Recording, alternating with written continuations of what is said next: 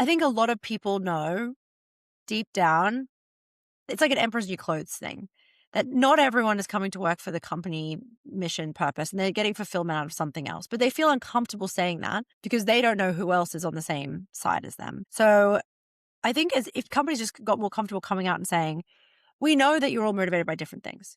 Some of you are going to be motivated by very structural, clear leveling frameworks and clear benefits and understanding when your next promotion may look like and what they may be and how to have a relationship with work that is transactional. And that's great. We want to be able to serve you. How can you see generous pay increases from solid performance without having to be structured on some like career ladder? Some of you are going to be really motivated by a company mission. That's really wonderful. Same as our founders. They love the work that we're doing for our customers. I mentioned a list of 5 things I asked people to stack rank in my interviews. What's most important to you at work? One of them was feeling a sense of connection to your customers or your colleagues, people around you. One of them was a sense of creativity. So being able to be creative in the things that you're making, actually being able to create something that's new or innovative or novel.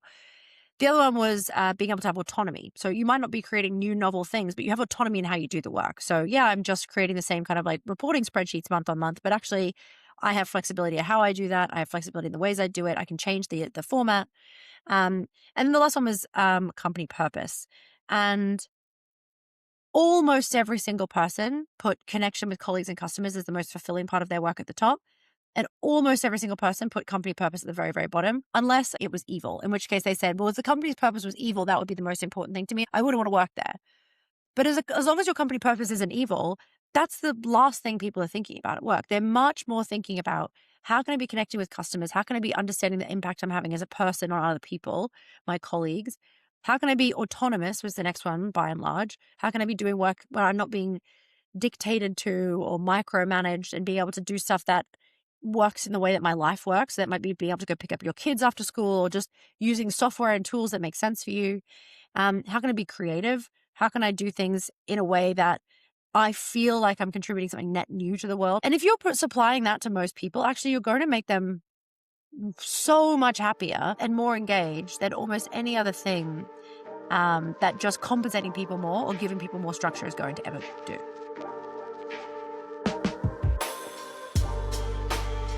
Hello and welcome to another episode of As Discussed. My guest today is the wonderful Jessie Zwaan, author of Built for People and more recently Purpose and Work. Jessie's also the VP of People Strategy and Operations at Leapsome. Jessie's first book made the case for treating the people function the same way a product manager treats a product. This book goes a layer deeper into what we're actually designing work for and into the gap between the purpose that companies advertise and the work that people live. It's clearly a very personal book and it runs close to many of the questions that I raise in my own work. As always, if you find this interesting, please rate it on whatever platform you use. And please do share it with a friend. That goes a long way to helping to share these new ideas with as big an audience as possible and to help get more interesting guests like Jessie on the show. I've also recently started a Substack. So if you'd like to hear more about these ideas, you can find that on Substack. Please subscribe to that. And on that Substack, I'll also be including shortened, tightened up transcripts of these discussions that I have on the podcast. So without further ado, I give you Jessie Zwaan, author of Purpose and Work, and I hope you enjoy it.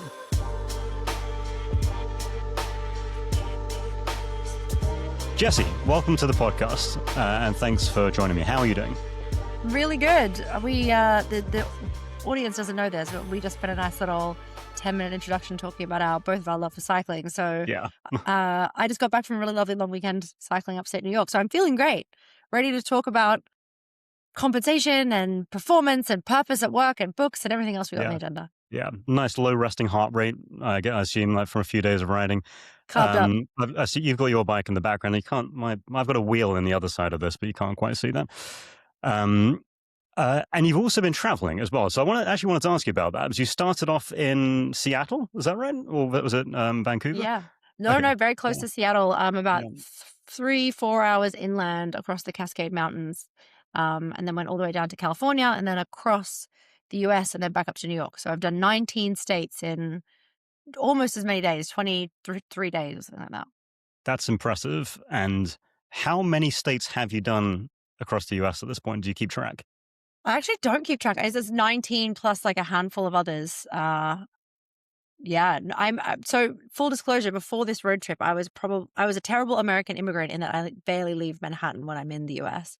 Um, and I wanted to put an end to that. It was like a kind of a dream for me for a really long time to do like a road trip across America and to see things from the ground. I actually would love to one day love to do the Trans Am on my bike and actually ride across the US would be really fun. But this was an interim step and it was so good. It was really fun. I feel like I saw so many amazing landscapes and ate a lot of really good food and just saw what America is outside of New York City, which is of course one very good but very small sliver of what America is.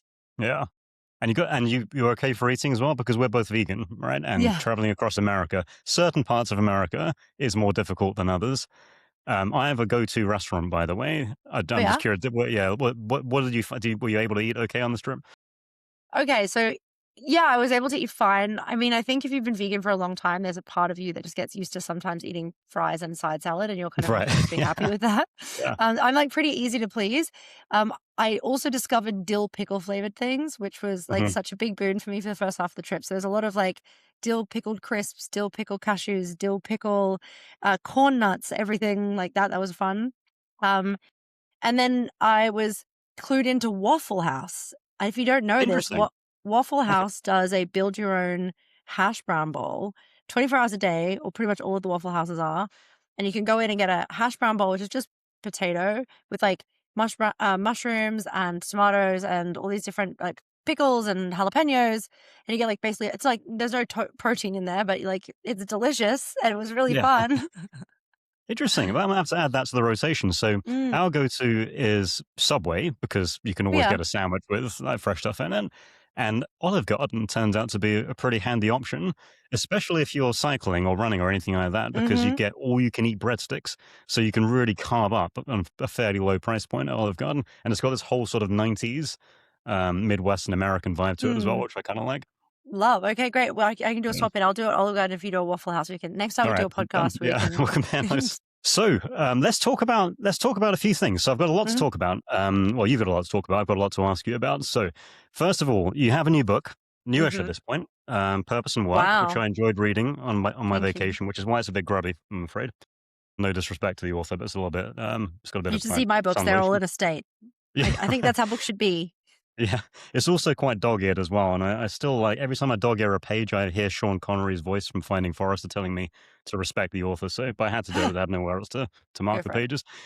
Um, so I actually wanted to start though, going back a step to your previous book, Built for Mhm. People, because you introduced the concept of work as a product. And I've had a few guests who talk about this concept of work as a product, but for a lot of people, it's actually a fairly new concept Mhm. in the HR space. So, for the uninitiated, I'd love you to talk about, before we move on to purpose and work, what does work as a product mean to you? Yeah.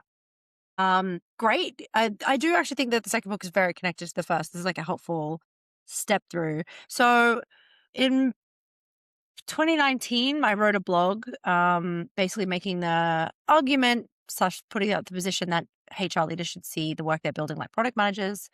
Said that your company's building three products. One of them is your consumer facing product, which is bikes if you're specialized, or laptops if you're Apple, whatever it may be. And most of your company spends most of their time thinking about the consumer facing product. The second one is a fiscal product, which broadly your kind of executive team, your founders, your CEO will be thinking about. And that is like the value of your business for either acquisition for PE or your venture capitalist or shareholder value of your public company. And then the third product is your employee experience. And these three products are symbiotic. They need to work well together in order to be successful as a company. If you have a really, really strong consumer facing product. Hopefully, then you'll be getting really great investment and have a really strong fiscal product, which means that you can spend more and have a high quality employee experience product, have very, very aligned employees that feel like they truly understand the value that they're bringing to the company.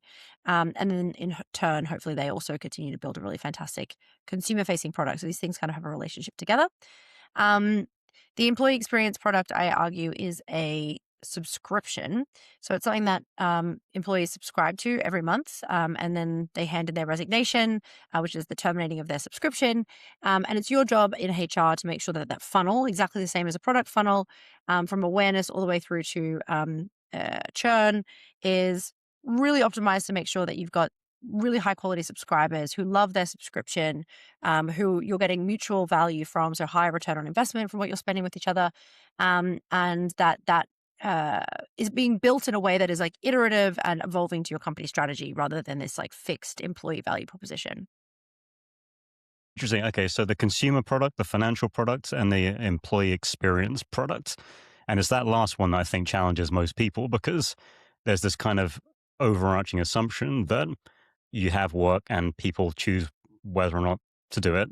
Yeah, but that's kind of the end of it. But the idea that you can shape that product kind of escapes so many people. And the more you start to think about it, the more surprising it is that how little attention gets paid to the nature of the work and how little recognition, to your point, employees have a choice. And the Mm-hmm. question is, are you giving them something they want to choose or not? And the Mm-hmm. better that choice is, the higher quality the people are. And it Mm-hmm. amazes me how quickly people jump past that problem to incentives and systems of control and equity and retention and this idea that, well, you can financially retain and financially incentivize, then we don't need to worry about the work. Once we've done that, the work is just something they either do or they don't do it. But we've got them now, so it doesn't matter. Mm. Yeah, it's interesting. It makes me think about there's a friend of mine, Professor Peter Fader, who's a professor at Wharton, and he has written a book called The Customer Base Audit, which is a title that I have gratefully, like many things in the world, stolen, employee based audit. Um, and in there, gives a really, really interesting example from the customer base, which I think is a really useful one for us to think about, which is he works with a company that has huge acquisition in Q4 over Christmas. They do some kind of discount campaign or some like buy for Christmas, and you get a free month, that kind of thing campaign. So the acquisition is fantastic. But then those consumers churn really, really quickly, all of them. They don't seem to return. They're not big advocates. They're not strong customers. And I think it's a great example of the kind of place where he's like pulling out from the customer base, like where are the cohorts or groups of customers or type of customers, profiles of customers who are actually not a great investment for us. And then how can we instead try to build higher quality customer cohorts from where we know, even if they may not grow as quickly, they're more high quality customers. And I think these kinds of learnings that you can apply to the employee experience product are really interesting because it, like to your point, shifts you away from just this idea of like, well, it's engagement on a whole or it's retention on a whole. It's like those things don't actually really mean very much if you've got members of the team who are, for example, massively strategically misaligned and refuse to adopt the ways of working that you want them to for as your company, or are really focused on input metrics but very rarely achieve their output metrics. How do you change their behavior or try to look for higher quality employee segments that can hopefully grow better with your team? Yeah. That's another one. We could spend a lot of time on this, the idea of employee segmentation.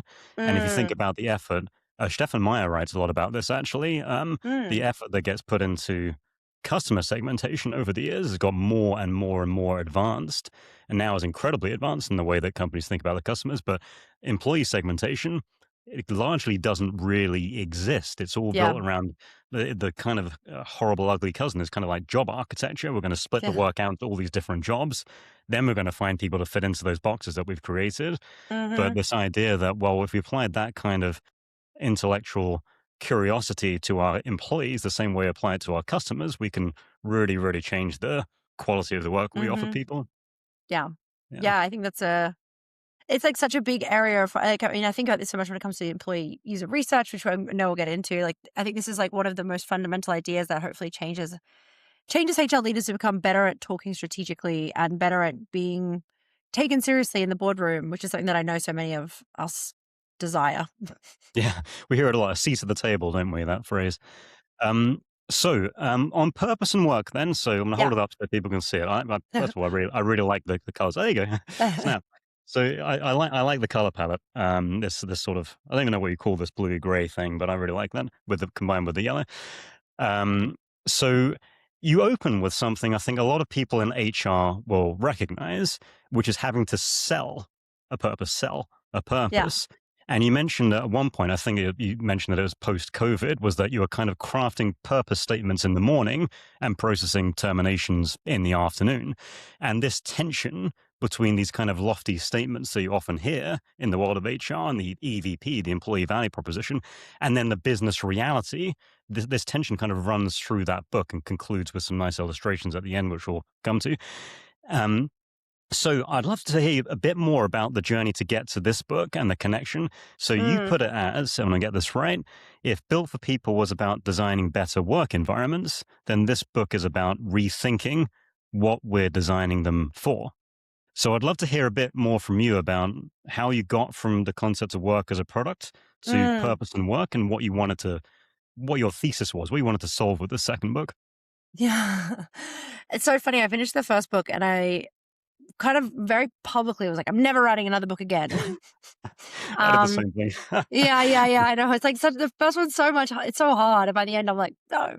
Um, But then, of course, your brain starts ticking. You start thinking, "Oh, I really like this idea." And I'm the kind of person that I get so nosy into these things that feel incomplete, or like I really want to know the answer to this, or have a better opinion just for myself. Like I started all of my writing, and I started my like blog. I think maybe even like 15 years ago now.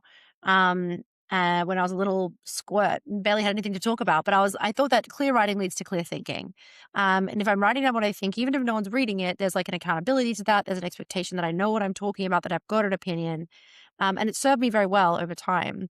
So with all of that in mind, it's become like a really important part of like my personal growth and practice, that I'm like, if I have a big meaty question that I think is important to answer for myself and my team and my work, I want to have a go at doing that. Now, of course, sometimes that ends in a book, which is, I think, one of the joys of my career, both of them. Um, and sometimes it just results in like a good conversation with someone that really like is in depth. But when I wrote Built for People, there was so many ideas that I was having. Like this has been a way of working that I had been doing at this point for probably 5 or 6 years, maybe even more, kind of unofficially. And I'd never really fully written down. And there's a lot of extra ideas that weren't so operational, but much more kind of like theoretical or philosophical about work and why we do it, and what good looks like at work, and what happy, engaged employees look like. But I didn't really have the space to do that. And every time I tried to write it, it kind of got a bit tangly and spidery, and I had to kind of rein it back in and cut the chapter. Um, and one of them was about this idea of like why, like what's the reason? If work is a product, then why are we buying it? And Dart Lindsley, who's a friend of both of ours, friend of the pod, um, at the end of his podcast, as you know, asks you the question, "What job is your job doing for you?" Yeah, it's a good Um, question, isn't it? it's a It's a real, great real head scratcher, question. that one. Yeah. And it's so funny, James. Like I had written a whole book about your job being a product, and I really struggled with the answer. Like I wasn't really happy with my answer in the end. I really still felt a little unclear about it. And I was like, well, I hate that. So I want to go away and try to answer this question for myself. So I started thinking about the Joseph Pine framework, the experiential economy, which is all about this idea: you further you move from a commodity, the more valuable your product gets. And we can talk a bit about that later if you think that's helpful. And started really feeling like there was a lot of research that backed up that maybe the product of work actually does fit very similarly to this economic kind of spectrum. And I believed at this time that work was like, for most people, going to be this transformative experience. Everyone's at work because it transforms you in some way and makes you a better person. And that means better as in not just virtuously, but makes you smarter or learn something, or, improves your life because you're contributing to some company mission. And actually what I started finding when I started speaking to people was that was just not the case at all. So it was a really eye-opening experience to write, and ended with me, I think, getting to a point where I'm very, very comfortable undermining, I think, some like much long held truths in the HR community, and long held practices that I actually think should probably be almost completely thrown away. Hmm. Yeah, this really interested me actually. So you mentioned Pine. So this was the service experience transformation type sort of trilogy. And Yeah. in the same breath, I'll mention that I think a researcher and writer we both like, Amy Resniewski, Yeah. um, she framed it as a job and a career and a calling. And there's a Yeah. sort of parallel in that Hmm. in terms of how we think about the market and how we think about an individual, which I really, really like that throughout the book.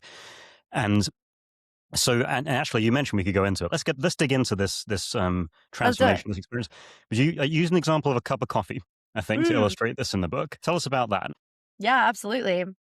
Um, let's start just thinking purely about the product, the commodity, and then we can talk a little bit about workplaces. So, at one end of Joe Pine's spectrum, you have the a commodity, which is in this case a coffee bean. And a coffee bean from Colombia or Rwanda is like broadly within the same kind of price point. There are differences, of course, but they're kind of in the same price point. Let's just say about $2.50 a kilo, right?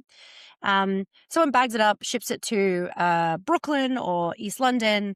Some very cool guy with a beanie and lots of tattoos roasts it. They stick some artisanal sticker on the front of it. And all of a sudden, you're now paying $17.50 for this good. It's gone from a commodity to now it's a good. Someone buys ground coffee, takes it to a local coffee place that you just walk past the window and pick up a coffee. That coffee is now $45 a kilo. You're buying a very, very, very small amount of coffee, 14 grams. I think if you're a coffee enthusiast, should be about one shot. And all of a sudden, you're paying a lot more money per gram for the same commodity. And that's because you've now got a service attached. Someone's turning that into a coffee for you. The next step is the experiential economy, where you're walking into your favorite cafe. They know your name. They're playing some really cool music. The Wi-Fi's on. You're kind of feeling vibey. You're working. You feel like you're part of a community. And then all of a sudden, that same coffee that you may have just grabbed through the service window is now becoming more expensive. You're now tipping. You're now adding on extra layers of that. And that's because you're not paying for an experience, right? And then the final stage is the transformation economy.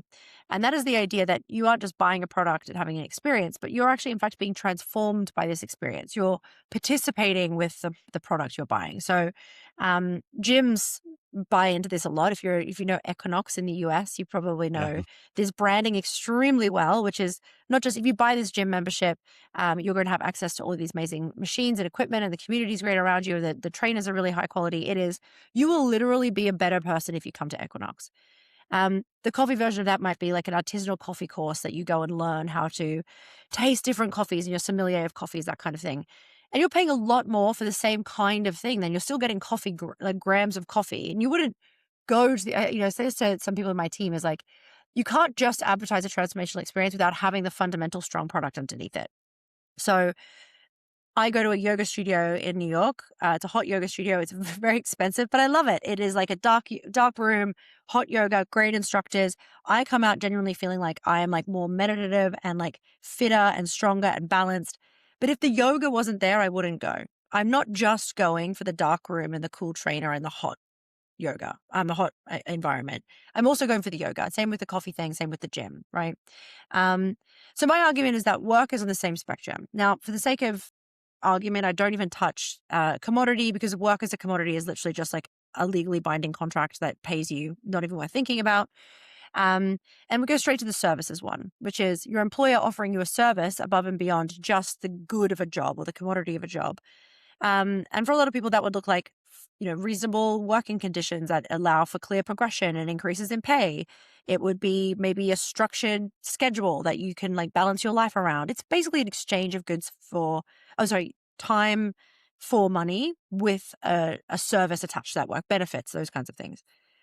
Then on the way other end of the spectrum, let's skip one for a second, you go to transformation.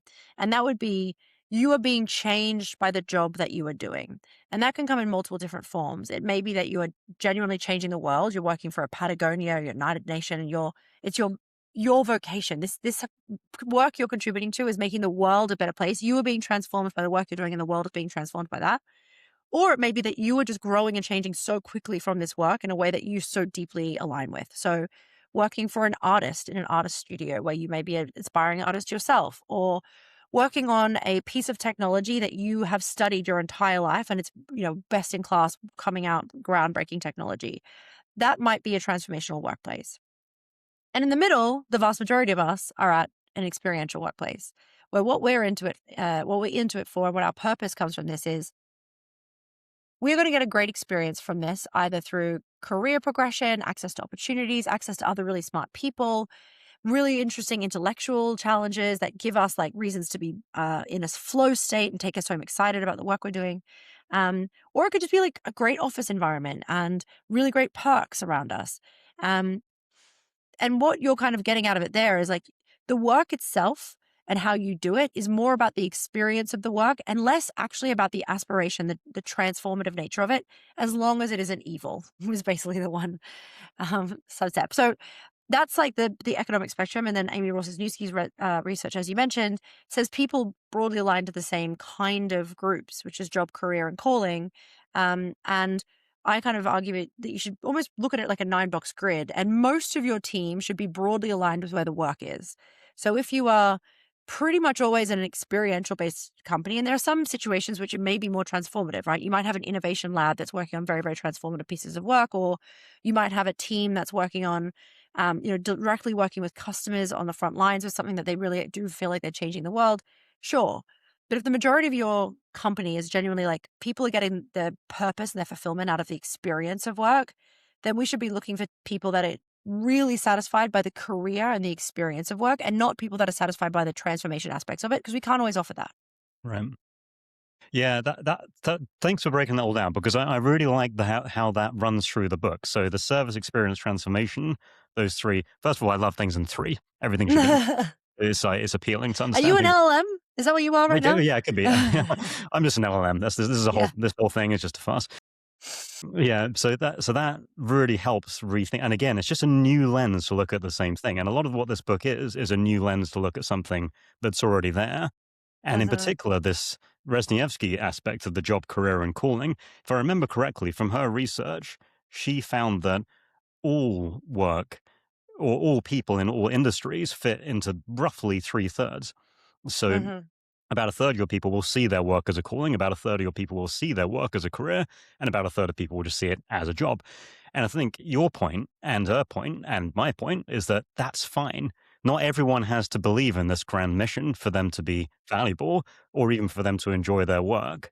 And Uh-huh. it's okay that some people see their work as a job.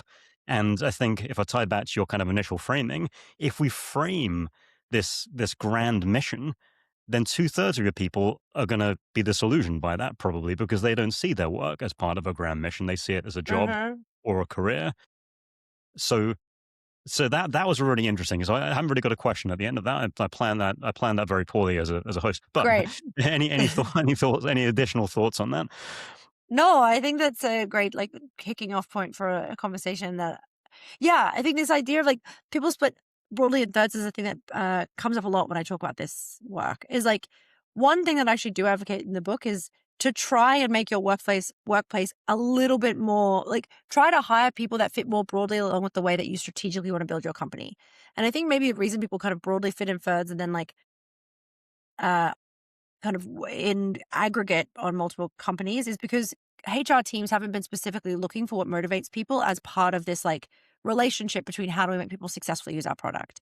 Now, I'm not going to say you're always going to find people that are aligned only with experience, but if you're actively trying to look for people that will probably be more motivated by the things we can offer than the things we cannot, hopefully you're going to be able to have that kind of selection bias and have a team that are more likely to be motivated by the things you're offering. Um, and I think the other thing as well is that it's really important that I think you would say, and me would say, and Amy would say, is that there's no difference in performance between these people. And I think this is another really important point that frustrates or confuses folks probably a little. Is like, how can that possibly be?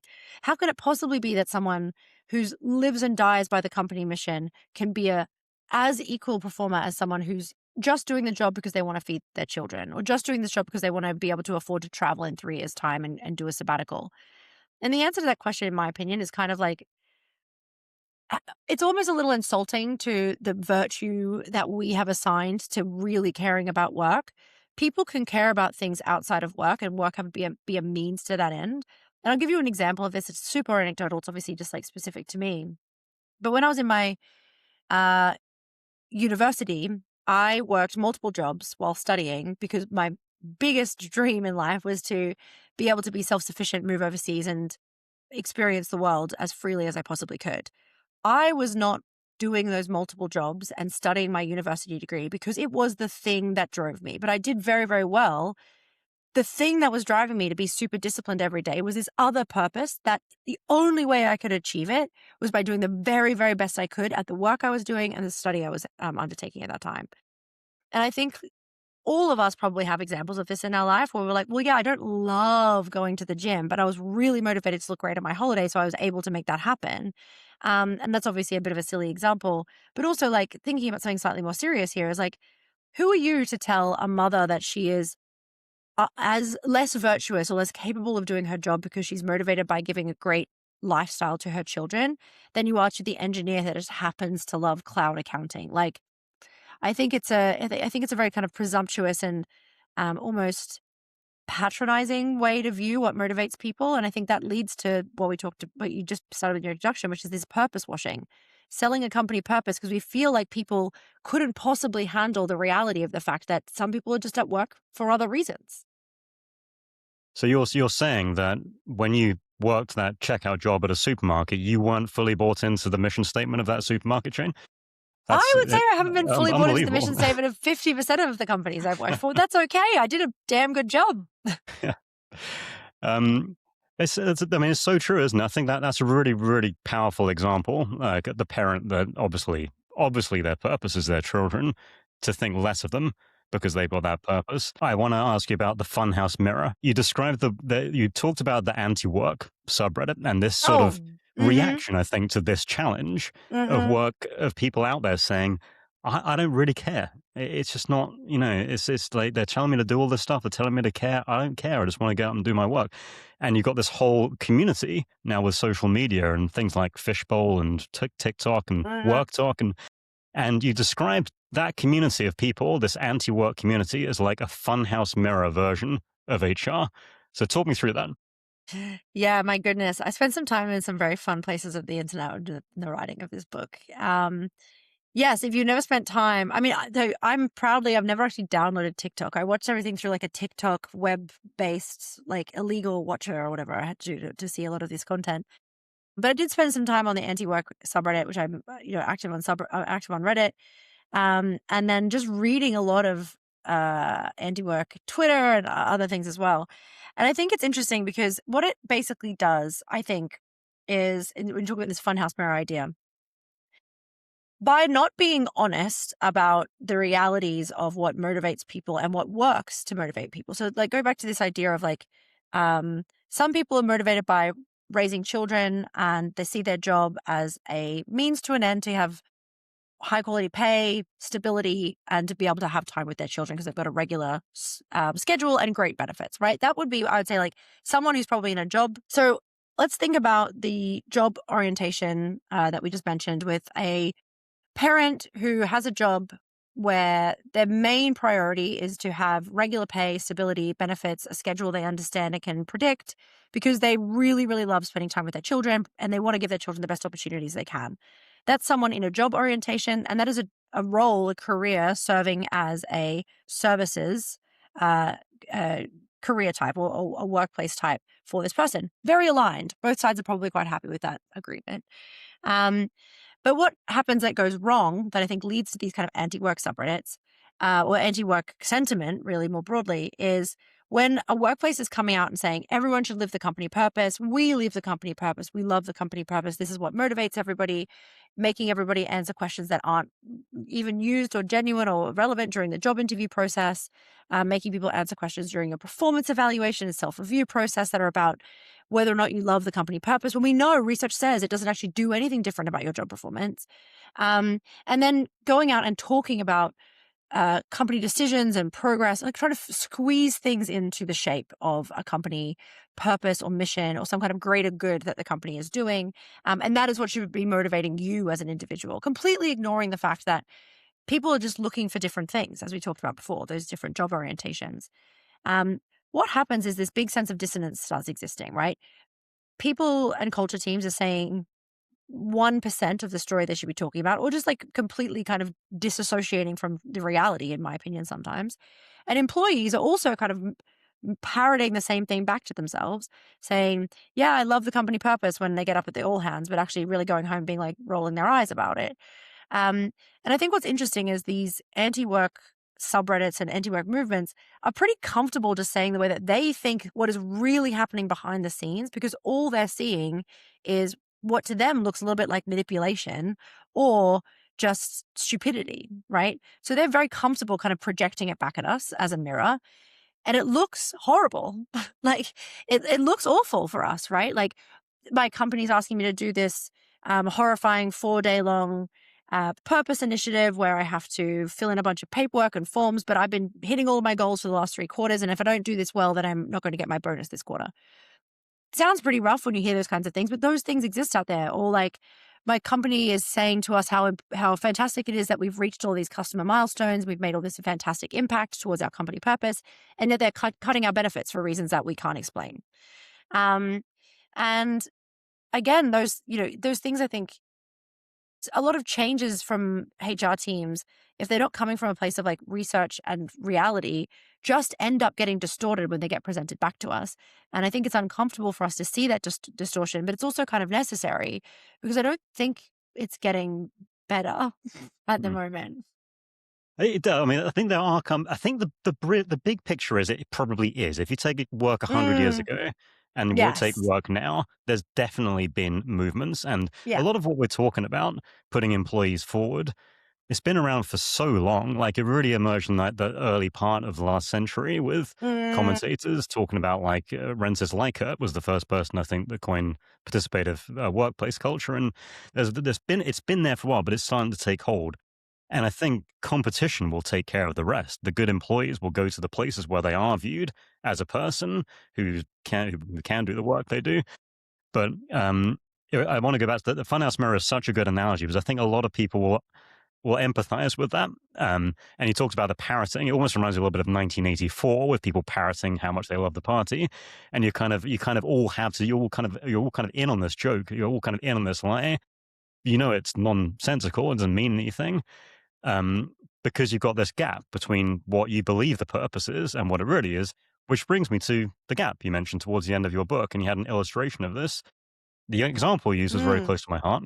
It was accounting, which I yeah. was. And in accounting, the idea of selling a greater purpose is a bit of a stretch. You know, you're really just fundamentally doing something quite administrative. Hmm. But let me ask you about that. A chap called Andy Whitlock, who I interviewed for this book, who had such incredible, if anyone needs any kind of comms design around your brand purpose or your brand messaging or your values, he's created values for me in the past in previous companies. He's brilliant. He runs a consultancy called The Human Half, and he's very, very good at human half of brand messaging. Uh, anyway, I interviewed him, and I largely wanted to talk to him about his work that he'd done in crafting and creating company purposes and mission statements, brand purpose statements, and what we could learn in employee land from that work he'd done out in more of the consumer side of things. And he talked about this this kind of like brand purpose gap. Then we turn into like the kind of employee purpose gap or work purpose gap, which is that you want what your company actually does and your company purpose or like where you're going, your big aspirational statement to be separate. You don't want them to be exactly the same because there's nothing really like competitively compelling about that or aspirational about that. But you also don't want them to be so far apart, so astronomically unaligned that a person could not even see the horizon that they're actually trying to get to. And the example that we talked about in the book and that he kind of helped craft was you're a company making software that makes accounting easier on the cloud. Well, what you're really doing is very straightforward. It would be a massive purpose gap for you to go out and say, we're revolutionizing the financial incentives of accountants within the cloud atmospheric. But there's like, you don't need to do all that. You can just say, we're making accounting more delightful and simple for accountants that really need it. There's a nice purpose there. We're being specific about who it is. It's accountants that really need it. Maybe it's teams of one or those that have, running small businesses themselves, and making it more simple and delightful. We're not making some big world-changing financial infrastructure, and that's just all we're trying to do for the time being. And that's actually going to probably hold back quite a lot of this like disassociating or like disengagement with the company purpose. If people just feel like, well, that feels like something I am doing every day. This feels like a Then thing we you're are not being doing. deceived at that Yeah. point. Like, yeah, right. It's that deception that people don't like, isn't it? Like being sold Hmm. one thing and given another. Yeah. Um, It actually reminds me, Intuit is actually a really interesting case study, specifically to your point, because they don't really promise a greater purpose, but they do promise the opportunity to innovate and try things. So Mm. even though there's Yeah. no grand purpose here beyond the purpose of your clients that you're trying to help in this process, they do offer people space to try things out. And Yeah. all the great innovators offer their employees room and space to try things out. And so Intuit are actually a pretty good example of finding a purpose within the very constrained walls of their mission, accounting software, and offering Hmm. something that people can enjoy about their work.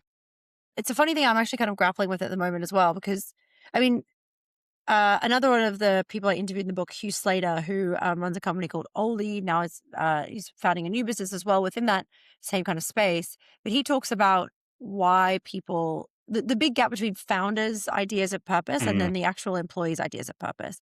And in particularly as it relates to employment and the job that they're doing. And he talks about how it can be really, really challenging actually to have team members who are so bought into, if you give some big lofty company purpose or a company purpose that is really genuinely close to people's hearts. And for him, it's employee mental health, right? That was what the company did.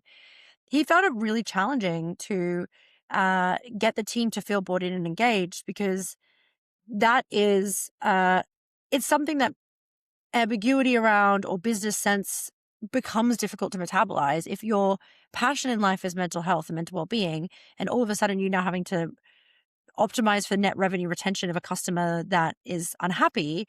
That's a really difficult headspace to be in.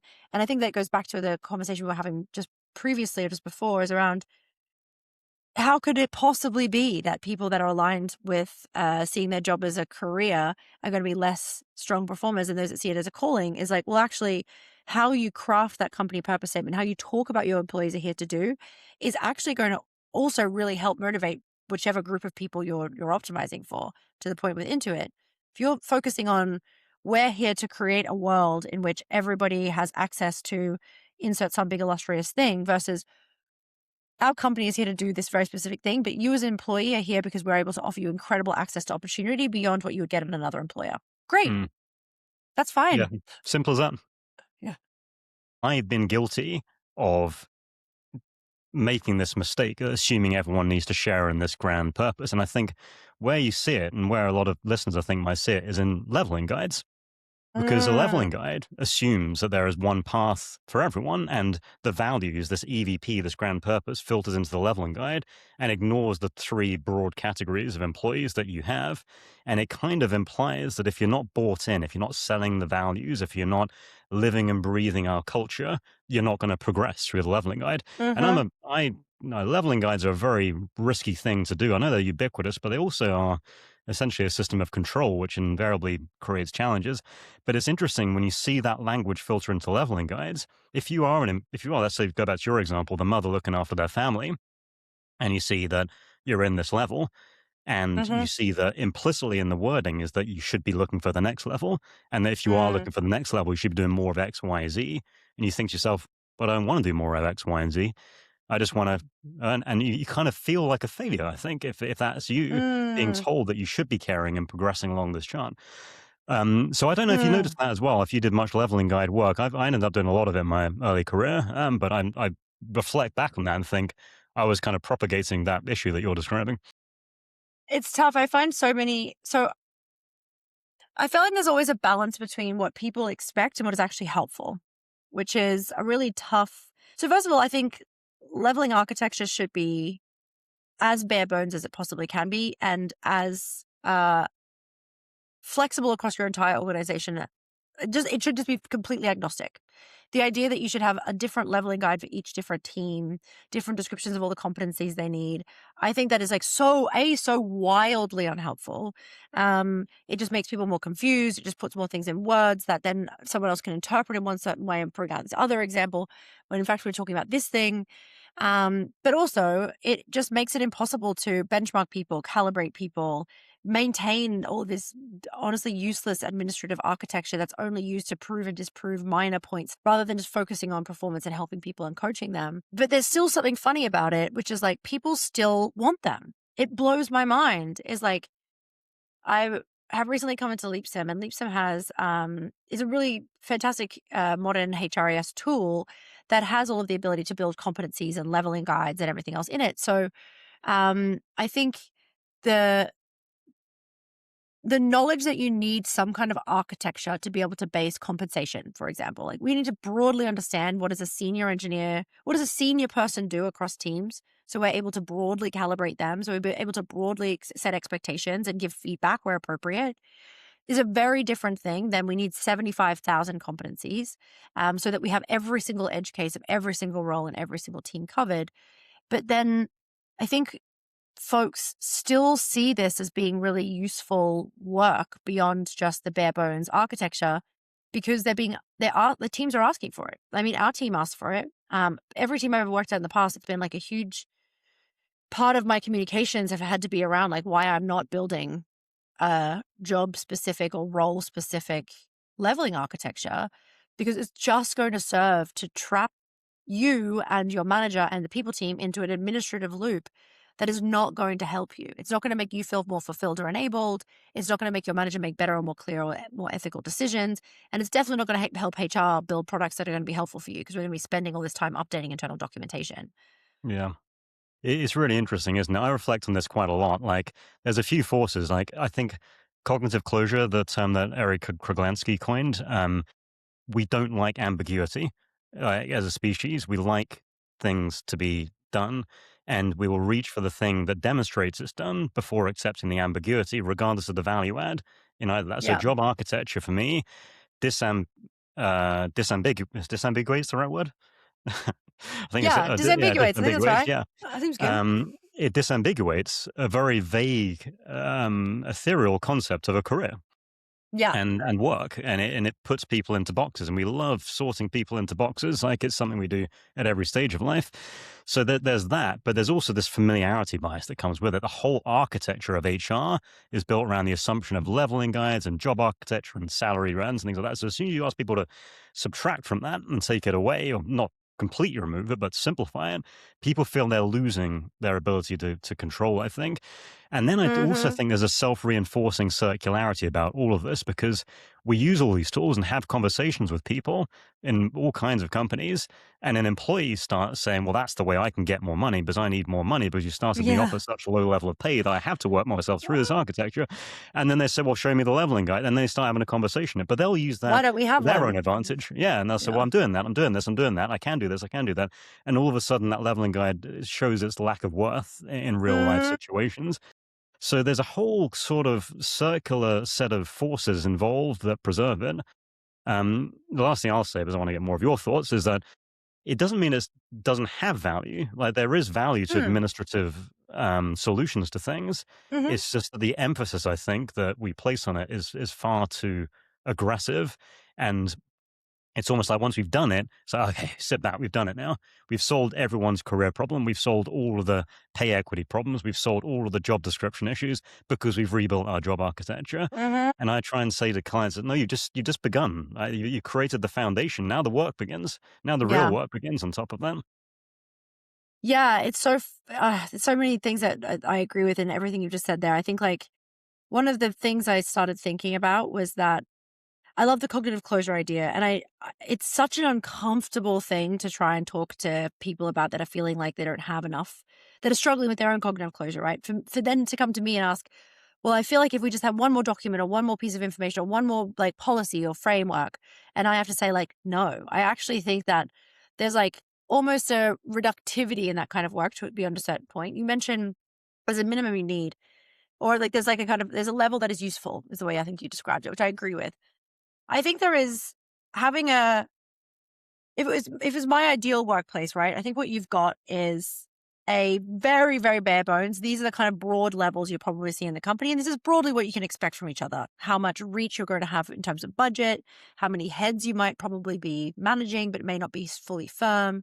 Maybe what kind of impact or size of projects you're launching or working on, like how long or big of per quarter are they, how many people are involved in them. But outside of that, probably I'm not going to build anything else, really. It's going to be something very, very simple. Um, then from there, like a compensation framework that broadly says we're going to pay with this philosophy in mind. We're going to be mostly targeting towards 90th percentile. We're not going to be doing cost of living adjustments. We will have reasons to have some exceptional discretion being applied, and this is broadly the reasons we do it. But I'm not going to go into like every single job architecture name on our backend system being mapped against a job in our company perfectly shared. But like, no, it's unnecessary. Um, and then when it comes to even things like job descriptions, like I will write one when I need to advertise a job so we can understand how to assess someone's performance. But then beyond that, I'm not going to be doing that. It's going to be based on the goals we're asking you to achieve, the feedback we receive from others, and the company performance as a whole. That's like really the best we can do. Um, but what's so challenging, I think, with these things is this like this cognitive closure thing you mentioned is HR teams particularly get themselves in this like feedback gap. So taking this back to like uh, built for people kind of land, people as a product.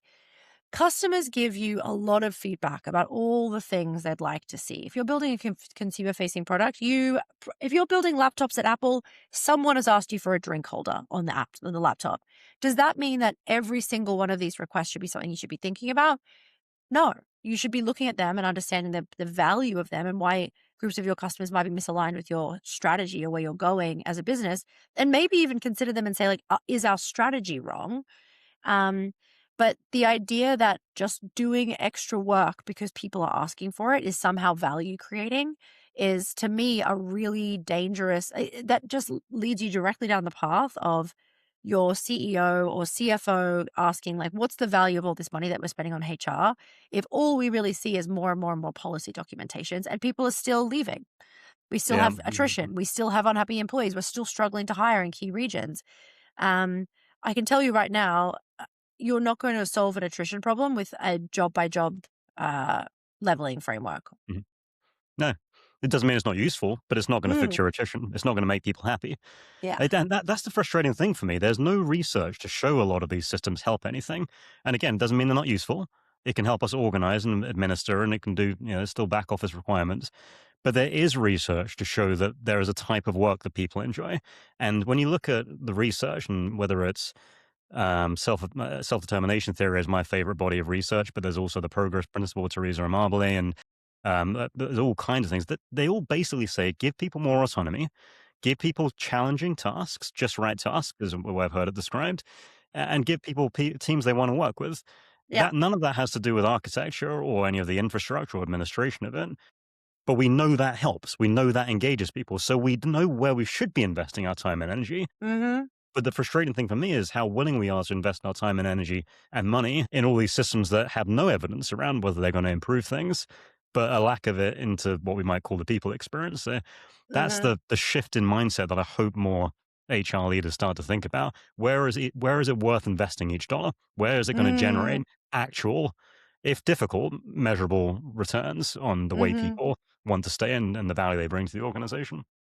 Yeah. Yeah, and how can you be honest with people about it? Like, I think being able to say very candidly to people, like, let's take it back to purpose of work, because I think it's still like a very relevant message here. Is like, I think a lot of people know deep down, it's like an emperor's new clothes thing, that not everyone is coming to work for the company mission purpose and they're getting fulfillment out of something else. But they feel uncomfortable saying that because they don't know who else is on the same side as them. So I think as if companies just got more comfortable coming out and saying, we know that you're all motivated by different things.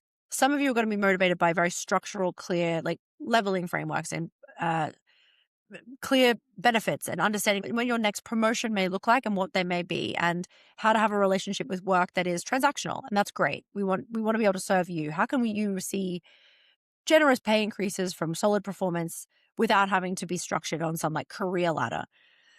Some of you are going to be really motivated by a company mission. That's really wonderful. Same as our founders. They love the work that we're doing for our customers.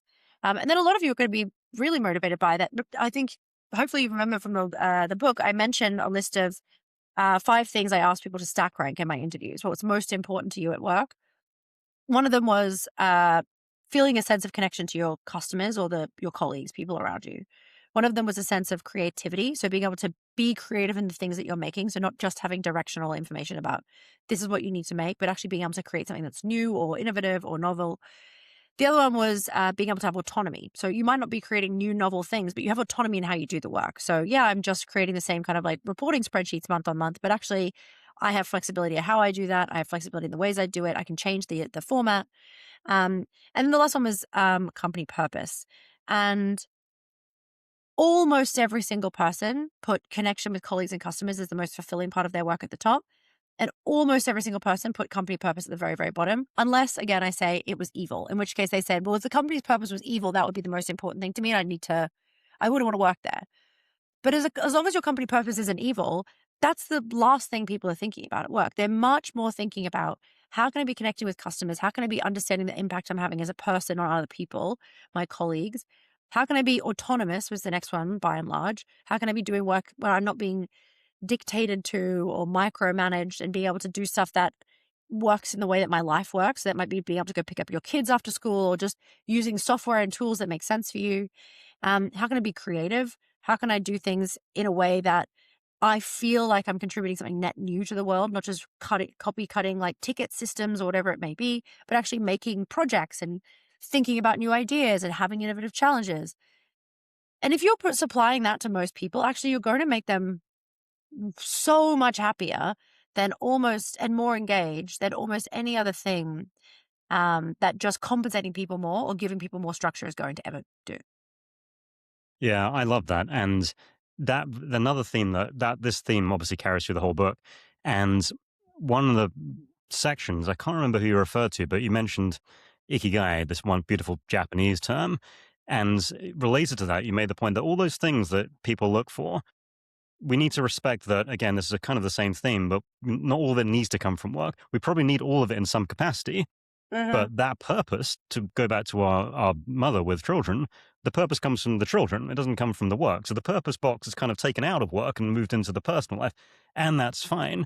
So I love this idea that like you don't need all of that from work, and if work's flexible enough, you can offer the things that people do need from that work without Mm-hmm. trying to solve the things they don't need from their work because they're getting it from other aspects of their life. And Mm-hmm. this idea that if you're not getting your purpose from a company, that's wrong. It's like again, it just sounds so ridiculous when you put it that way. And I do think it's an issue with founder-led companies. A lot of founders believe that everyone should care as much about this mission as they do, whereas in reality, Mm. no one's going to care as much about that mission as they do. Someone might care a lot about it, but it basically goes down from the founder at that point. So they're going to be very Yeah. disappointed if they expect anyone to care as much. It's a really funny. So one of the things I noticed when I was writing this book is people would ask me like, how's work? How's work going? And I would kind of made a point to start being honest about how I was finding work, which would be like, yeah, it's going well. It's fine. I'm happy with everything that's happening at the moment. But the things that I'm not really that motivated by, like the whatever the company's doing this month, like the things I'm really interested in is this problem I'm having with this person, or this other thing I'm doing outside of work that work's been really flexible around. And it's so funny how often people would respond with, well, you need to look for a new job. Right. And it's like, well, Yeah, no, I just that's said I'm true. perfectly happy. I Yeah. like my job. I'm having a nice time, but I'm not really I'm like not massively motivated by work at the moment. The things that are motivating me are other things. Well, that means that you must be really unhappy. And it's like, well, is that how you feel? Do you feel so motivated by your work every day? And I talk about this person quite a lot, but I was doing a workshop at the Troop HR Summit in Florida while I was writing the book, and I was talking about this idea, the research around job career calling orientations, and this lady raised her hand and said, for my whole career, I have thought I was broken, that I was like the one person that just hadn't found the holy grail of like loving work and getting it, and like not just company purpose, but also just like loving the job I was doing. Everyone seemed to be like, yeah, I'm having the best time. Yeah, this is so great. And she's like, and I'd quit a company and I'd started a new one. I started working in an ethical tech company that wasn't really the same. It didn't give me the same thing. When I worked at a big corporate, still didn't feel it. She's like, and I was like, maybe I just like don't have this thing everyone else has. And I think it's like let's like just park all of the company efficiency side of it for 1 second and all of the fact it can make you build a better HR team. What a sad world it is that we're all walking around where some people are feeling broken and incapable because they don't have this feeling that you yourself may not have. And we're all sitting there saying, like, well, you should find a new job if this isn't your passion, if this isn't the thing driving you. It's actually okay. And I would say probably even a good thing for a lot of us. Like I talk a lot about like how depression that comes from like work life over connectivity and a lot of other psychological challenges that can come from someone completely being entangled with their job and their career. But I think we'd actually just have a better world if people could be more comfortable saying like, Yeah, I love my job. I really love my colleagues. I have a really great time, but it's not the thing that drives me day to day. It's actually much more about my passion for cycling, which it allows me to be in a town that has great cycling around it. Or it's my children, or it's the fact that it's actually allowed me to study my master's part time. Like, that's fine. Yeah, it is so true, isn't it? I think that, and this whole work talk sort of movement, I think, is opening the eyes of another generation to take that healthier approach. It's okay. It's okay if you don't obsess over your work. It's this kind of strange lie that, unfortunately, I think corporate America is sold quite aggressively. I think like continental Europe, for example, very few people take their work as seriously, which Hmm. is good and bad. It means you kind of get less of that engagement, but also perhaps a slightly healthier work-life balance. Yeah. Um, so there's another phrase I wanted to move on to. This is backing up a bit, getting a bit more philosophical.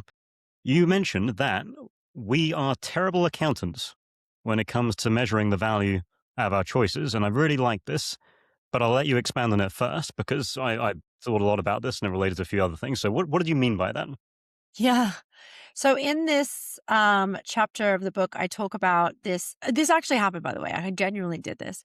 I for fun and games, kind of. But I made a spreadsheet where I tried to tally the approximate amount of money I'd spent in my 18th year to 30th year of my life. Like, how much have I spent on pubs and karaoke nights and going out with my friends and drinking and wine and all of that, just to broadly get a feel. It was a lot of money that I'd spent on, like, I think really things that I would now, if I would love to have the money, obviously, but like also I kind of argue in the book, like, but that's how I learned about some, like, that's how I met some of my best friends. It's how I learned some of the funniest things about living in the UK that I still really love.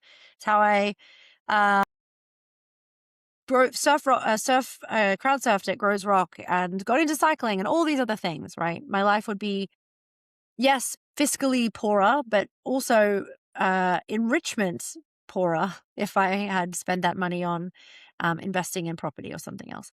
Um, and what I then go on to talk about is this idea that, like, we're actually really bad accountants, as I just mentioned there, when it comes to the value of the choices that we're making. Some people choose to work at a company because they think it's going to make them more money during an IPO. Some people do it because they want to spend more time with their family, and this gives them an opportunity to do that.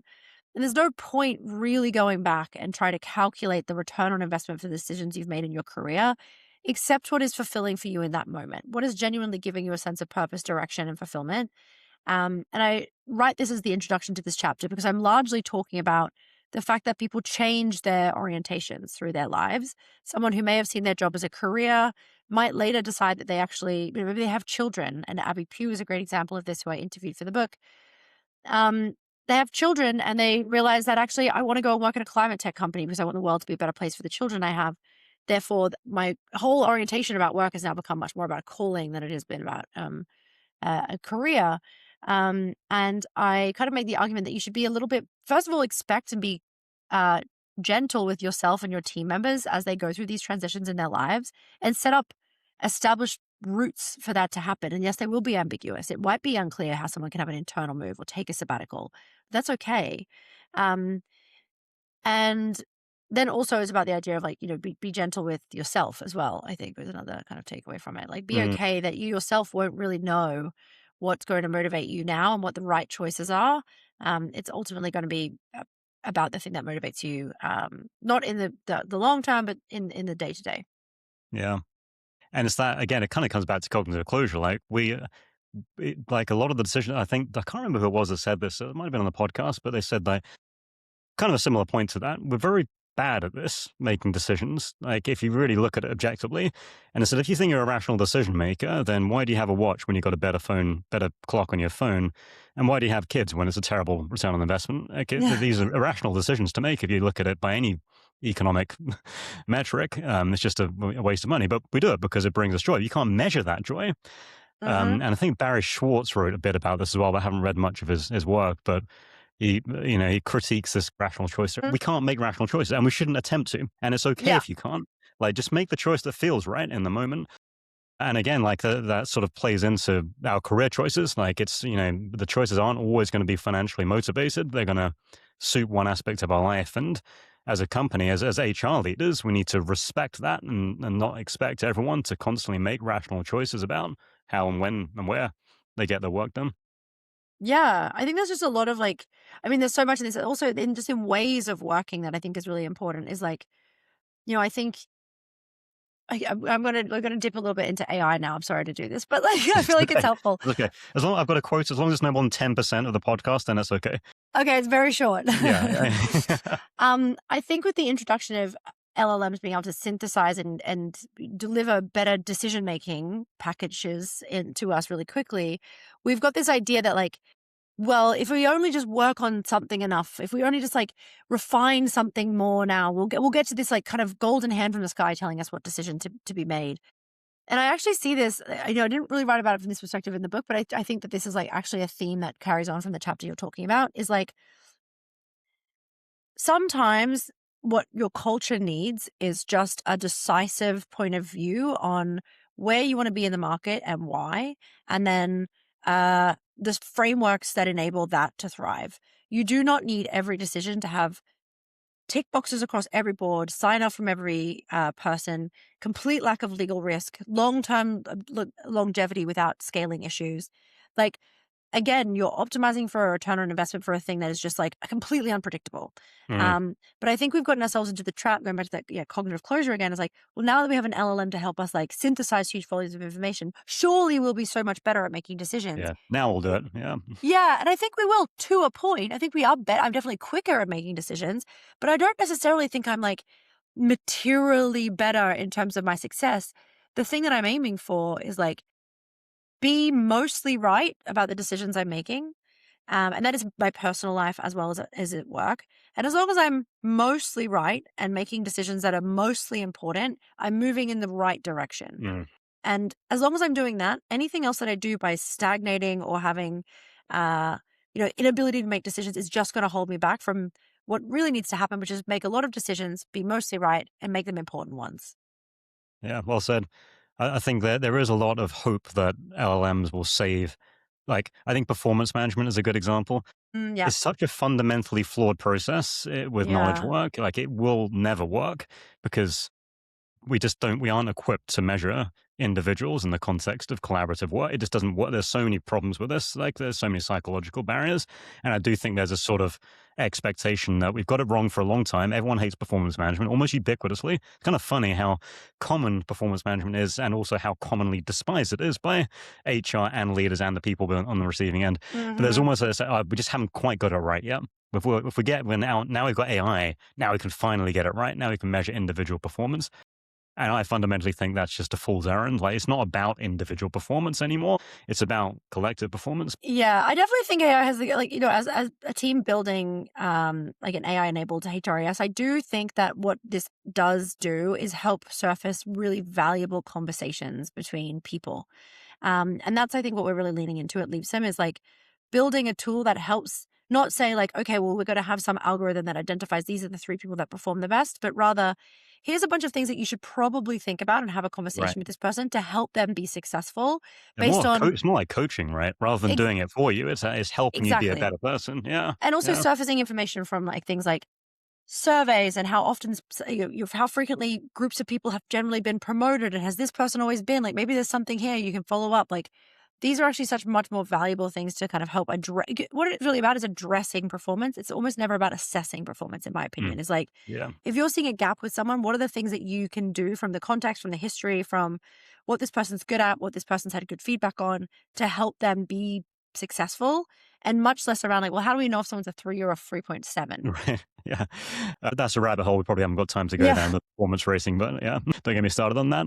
There was a particular illustration that you gave in the book, the T-shaped role. So I wonder if you could talk me through what the T-shaped role is and why that's a useful framing, again, of a problem. Yeah, so this is something I talk about in Built for People as being, I think, necessary for people teams now, which is the idea of a T-shaped people partner or a T-shaped member of your people ops team. But now I kind of, in Purpose and Work, make the argument that basically everyone should be broadly T-shaped, especially in the way that the world is changing now. And T-shaped is that you have one area of like pretty deep expertise that you've been kind of focusing on your career. And that could be something as specific as comp and ben, right? Or it could be something that's a little bit more broad. Like I've always worked in SaaS businesses, so I really understand like the SaaS model. Um, But you've got one, maybe two. There's also the discussion of pie-shaped people with two areas of expertise. Um, but then what you have on top is this kind of like broad application of those skills. So my one, for example, may be I'm very, very strong at companies where there's a big piece of cultural change that needs to happen. And size is kind of irrelevant. I've done it at 2,000 people company, I've done 500 people company, I've done 110 people company, 40 people company. Big amount of change that's going to happen in which there are both physical outcomes, commercial outcomes, and people outcomes that need to both be taken care of at the same time. We can't thrash the culture, but we also need to make sure that we're being much more efficient in how we do things. That's like been something that I've been doing now for like 15 years. Pretty much every company I've worked at has had the same challenge or the same thing that I've needed to focus on. But my application of it can be very, very broad. I can apply that to org design. I can apply that to how we do leadership offsites and how we communicate things. I can get down and build something with my team if necessary to make that skill useful. And that T-shaped application of a set of experience or set of expertise is, I think, the thing that is going to both give people much greater career opportunities in this new world of AI. I was talking about this already, but we won't take it more than 10%, I promise. That's right. It's going to, I think, really significantly change what an expert can do, and also have a broader expectation of the way you can apply that knowledge or that skill. So yeah, I talk about T-shape in this book as both being something that's highly fulfilling for people and give people a lot more opportunity, but also help people work together better and also be able to face the future of work more optimistically. To be clear, it's not a hard quota of 10% talking about AI. It's I But just feel nowhere like near. all I hear about is AI at this point. So like, Yeah, I I, know. I kind of like just getting away from it sometimes. I But agree. that's a really good. I think it's a really useful framing. I think it's a really good example. And again, another way to reframe a problem that maybe people hadn't really thought about. Um, then there's another area that you get into, which we agree very strongly on based on your writing, is, and you characterized it in one phrase, which is these dang lazy kids. And made the point that every generation throughout history has been saying in some different combination of words, these dang lazy kids. And one of my favorite ways you make this point about the perception of laziness is that Charles Dickens, obviously the great Yeah. Charles Dickens, wrote 15 books, 200 short stories, and edited his weekly publication. And he didn't work afternoons. So, if he was in an office, we'd look at a person that walked off at midday and call them lazy. So, tell me a bit more about this perception of hard work and the perception of laziness and your views on that. Yeah. I talk in the book about there's so many things that they come into this bit. I think this is like, I think this again, I'm going to frame this about myself because I don't want it to feel like I'm like pointing fingers at anyone in specific. And I also want to lead from the front, which is something that I talk about in the book a lot about how important it is to have open conversations about how you're going. I work very hard at my job. I wake up every morning. I diligently work. I prepare for meetings. I am on time for the meetings 90% of the time. At least my old Sana bot used to tell me 99.997 or something like that. Um, and I will do my follow-ups, but I try very hard to log off at 5. I have a lot of passions outside of work that I'm very excited about. The things on my SMART goals list, if I had that for my life, are not broadly work related. A large portion of them are things like paint and oil painting. Um, and I wake up every morning and drink coffee in my bed for an hour, read nonfiction books. I'm not sitting there reading, behavioral economics most of the time. And on the weekends, very often I go out till 4 or 5 in the morning, sometimes later, because I'm still young enough to do that. I am very happy to say that I think all of those things in connectivity, and I know, by the way, this is not a life that everyone can live, right? For someone out there who's like, well, that's just easy for you. I have 3 kids and all these, like, maybe your version of how you spread your life is different to mine. But again, it should be focused around giving you a sense of fulfillment. Mine is built that way because it gives me a huge sense of fulfillment. It makes me really, really happy when I'm working. When I'm working, I am like switched on intellectually. I know what I'm doing. I'm capable of delivering things. I have what I feel like are pretty good ideas. But then it's that time that I'm done, I'm done. I'm happy to be done. And I go off and I live the other parts of my life that I'm excited about. Um, I think we have this idea, and I think actually, Claude and everything else with this like very quick serotonin kind of feedback loop. Even if you're really, really tired, there are still more things that you can do of high quality now that you've got all these tools available to you. So there's this like never ending feeling like, well, I could be infinitely efficient. And we talk so much about productivity. I don't think just being productive, and actually there's a really great book called Leverage, which I forget the name of the chap who wrote it. I'll try and send it to you after Hmm. the podcast. I'll add it Um, into the show notes in case anyone was looking for it. Yeah. yeah, it's really great. He talks about the idea of like actually what your job is your job is just to be endlessly productive and create endless content for other people. It is to make the things that you're making work really well so that when other people need them, they know where to come and they know how to use them and they can use them efficiently. It's not just your job to like just spurt productivity into the world. Um, and I think being a company that is more aligned with, well, how can we help people get in a feeling of flow and create useful things and not just feel they have to send like status reports and AI generated documentation and pre-reads, work theater, I call it. I hate the idea of like work theater being impact. Um, there are lots of things that you can do to do that, which is like, for example, turn your performance reviews to team achievement of impact related goals, rather than have them be focused around individual productivity input metrics. Um, Things like that just nudge people in a direction that makes them feel like, okay, well, I know what I need to achieve. I know what I can do. Having some flexibility and again, okay, autonomy on how they do that, having some creativity about how to solve the problem. You'll probably see long-term higher quality outputs and impact, um, and way less noise, and burnout and frustration.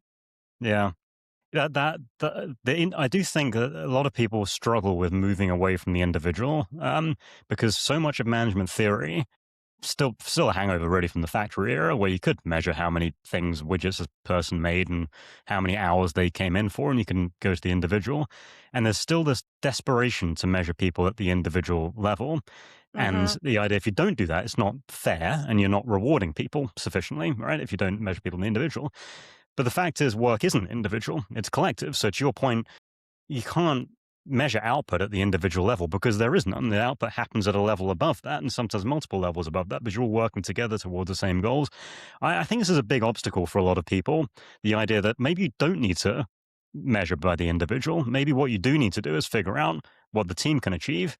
And all the research points towards it. Like the idea of superordinate goals, it aligns people towards a Mm-hmm. purpose. If you give people individual goals, you create so many opportunities for gaming, and then you see the politicians rise to the top. And as someone that's worked in big companies, I've seen this in the real world so many times now. If you give people individual objectives, they will optimize for those individual objectives at the expense of everything else because you've coached them to do that. You've literally told them to do that. And then people Yeah. complain about the lack of collaboration and the lack of Uh-huh. thinking. So I think this is a big challenge for a lot of companies getting away from this individualistic aspect of people. I completely agree, and I think that one like really important thing to tack onto this is going back. Like I really think that I'm so glad that the cognitive closure is a big part of this. Is like there is no system that you're going to implement, no matter how research backed, that is just going to magically solve all of your problems, and no one is upset about it. This is the thing that I feel is a real challenge for HR leaders and something that's held us back is this feeling, well, we have to make as many people happy as possible. We have to like reduce the amount of it's kind of a reason I hate EMPS sometimes, if I'm honest with Mm, you, is, or at least like, I like asking very specific feedback questions about HR work, but I'm not going to ask you a broad, like, what do you think of the HR team? Because honestly, like, I actually think a lot of what we do should be a little disruptive and actually probably feel a little abrasive, particularly if we're out there telling managers, like, I need you to go to your team and tell them we're doing this new goal structure. It's going to be a bit more ambiguous because it kind of needs to be. That's how research states it. And yes, I know they're used to having a leveling framework, but it's not going to be good for them. Well, then, or second, the HR team got an ENP, like an NPS of 4. Yeah, what did you like? Could you possibly measure us against wanting to? The incentives aren't aligned there to get people to feel comfortable. Anyway, there's a whole bunch of stuff there around like measuring a HR team, but there's nothing you're going to launch which is just going to make everything better. If you launch team goals, you will still have individuals come to you and say, I feel like I've been hard done by here because the team didn't pull through and I really felt like I did this, like did XYZ. So yes, you can build some mitigating functions in that, maybe like an individual accelerator where if somebody achieves X or there's like some kind of level of like peer feedback or I don't know, some kind of incentive compatible, I think that's very important, incentive compatible framework, then sure, you can also have incentive help with your individual. Design a thing that you feel broadly moves you in the right direction. Again, going back, you're making mostly good decisions about important decisions most of the time. Um, And just know that also means you're going to be making some bad decisions about some important decisions some of the time. And that's okay as well. And that's fine. Yeah. And that's okay. Yeah. Well, Jessie, we've got through an hour and a half. So I know that time go. So I'll finish by saying, well, first of all, if anyone's listening, I highly recommend picking up a copy of the book, which is available at all good retailers, I think. I think you've gone to the fancy ones as well. I think I'm in the fancy ones. You're in the fancy ones. I'm not in the fancy ones. So you're at Barnes & Noble and things like that. Yeah. So I highly recommend picking up a copy. But where can people hear more about what you say, what you think? Where can they look for you? Yeah, absolutely. You can always come to my LinkedIn. I post pretty regularly there. I'm also very regularly in Leapsome's community, People Over Perks. We do a lot of events, particularly in New York and Berlin. So if you want to come chat to me face to face and tell me how wrong I am about performance incentives, please do. And then the other final places, I have a Substack with the chaps from Modern People Leader, MPL Build, it's called, where we talk a lot about how to build great workplaces in a really practical way. So come and follow along. I just joined a Substack. I don't really know what I'm doing, but I'm writing things on it, so I need to follow Great. That's probably MPL as well. Yeah. Well, thanks so much for your time, Jessie. Again, congratulations on getting the book. James. I mean, just getting a book out at all is a pretty difficult thing to do. So well done on getting that is your second, right? If I remember correctly. Mm-hmm. Yeah, 2 books. Yeah. And we will speak again soon. Enjoy the writing. Thank you. You too. Right. Take care.